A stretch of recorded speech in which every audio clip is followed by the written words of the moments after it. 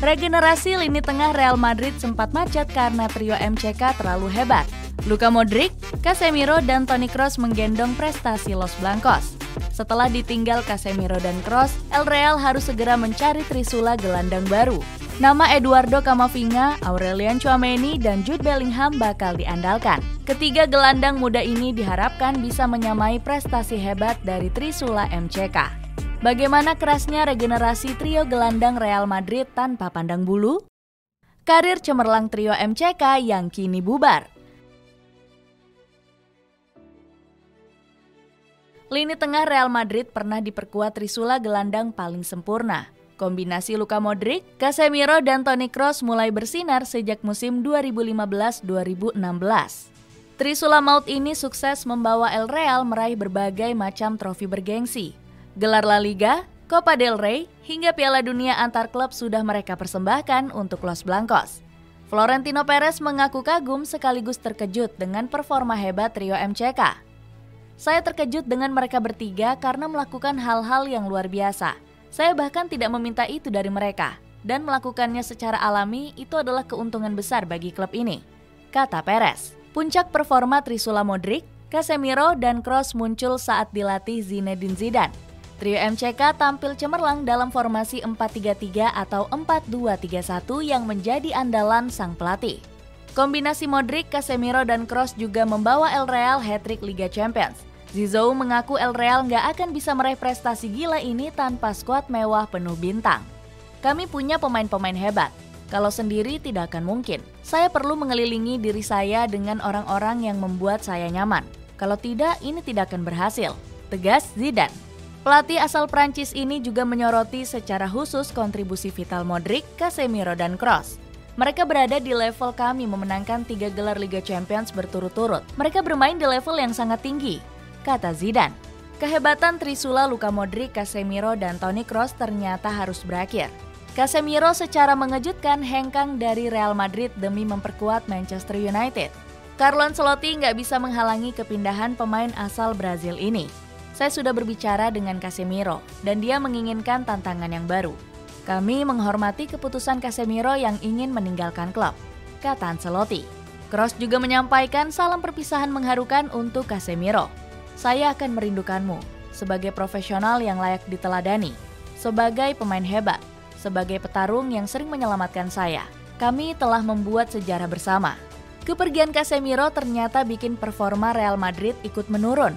El Real nggak bisa mempertahankan gelar La Liga dan Liga Champions di musim 2022-2023. Setelah ditinggal Casemiro, trio MCK juga ditinggal Toni Kroos yang mengumumkan pensiun. Pemain berjuluk The Sniper ini bakal gantung sepatu usai perhelatan Euro 2024. Padahal, Florentino Perez dan Carleto masih berharap Kroos akan bertahan. Gelandang kelahiran Greifswald ini masih dibutuhkan untuk membimbing para pemain muda. Kepergian Kroos bakal memaksa Real Madrid memulai era baru kombinasi gelandang di lini tengah. Dimulainya era gelandang baru Real Madrid.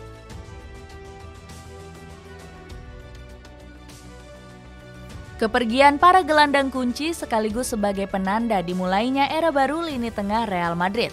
Sebelumnya El Real sudah mendatangkan Eduardo Camavinga pada tahun 2022.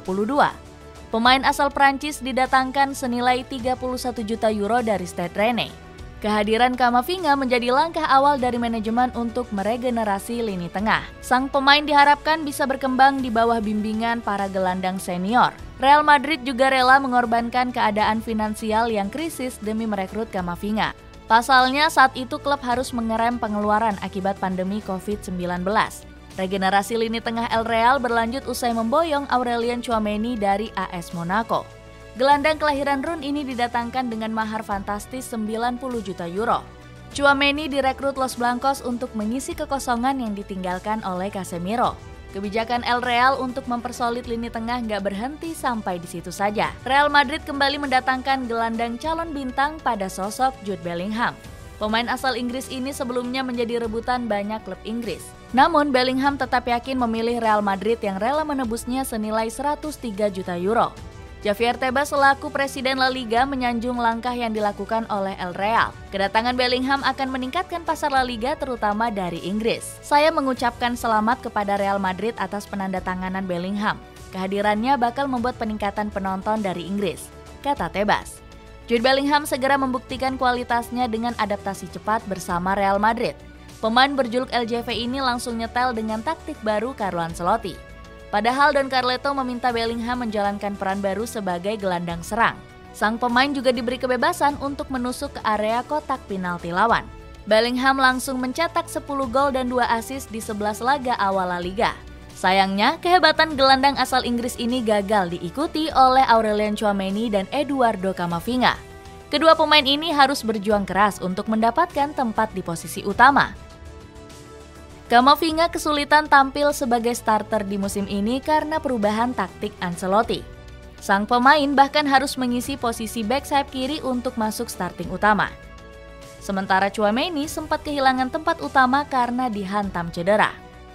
Padahal ex-Girondins Bordeaux ini sudah mulai mendapat kepercayaan Don Carleto. Pelatih asal Italia ini bilang kalau Camavinga dan Tchouaméni harus meningkatkan kualitas. Mereka memiliki kualitas, tapi harus lebih meningkatkan diri. Tchouaméni saat ini hebat dalam defensif. Sementara Camavinga punya IQ di atas rata-rata tapi belum terlalu matang. Kombinasi trio gelandang muda yang mulai mendominasi.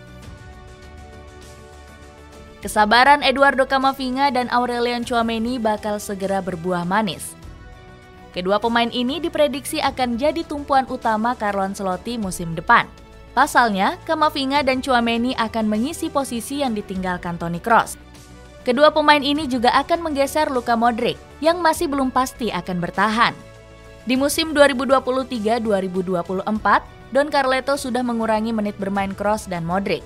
Ancelotti ingin memberikan lebih banyak kesempatan untuk gelandang muda Los Blancos. Ini adalah momen transisi dalam skuad yang harus dipahami oleh semua orang. Ini pemahaman para veteran dan kesabaran para pemain muda. Ini kunci kesuksesan pemain kami, kata Don Carlo.